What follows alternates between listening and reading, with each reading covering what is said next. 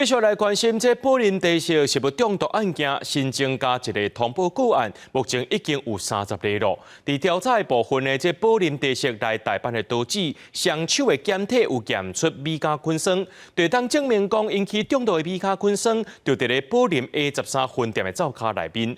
不过，台大法医所是强调，这刀子的手只是媒介问题，也是出一个食材。不过是倒一项食材出问题，这部分要继续追查。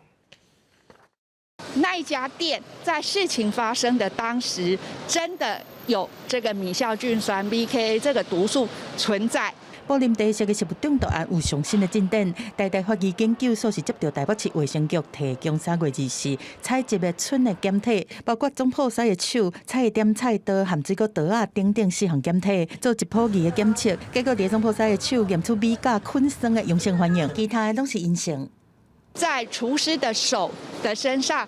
这是上面就的简体哈，那这个简体是有培养液泡过的，然后都可以验到这个米酵菌酸。台大法医所讲，虽然过去捌伫个中毒个案的体内验出米加菌酸，但拢算是间接的证据。即马伫个总破腮的手的检体验出来，算是第一摆摕到直接的证据。但总破腮的手只是传出去的媒介，问题嘛是出伫个食材，到底是对一个食材出问题，搁来检调来厘清。第一时间所采集的。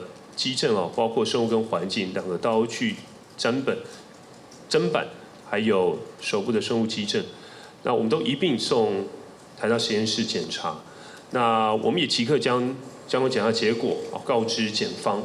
不过外界嘛，质疑讲，谁若宝林的总破腮手有去摸到米加菌酸，人说无代志，而且代志发生这么侪天，手的检体谁若阁验袂到？对这有动物专家讲，医界对米加菌酸的了解阁无介济，伊会当伫环境内面活偌久，阁是一个谜。建议民众食饭之前用湿文来洗手，才较袂去摸到病毒和细菌。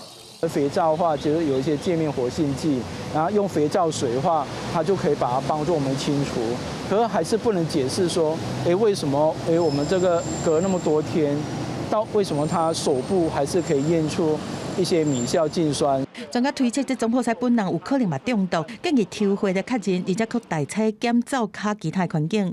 为何无伫3月30日配合检警去越南籍台湾总破腮因厝内面采检14个所在，希望进一步确认敢有东冲堡必克氏菌的存在。检验的结果上紧4月中就会当知影。记者综合报道。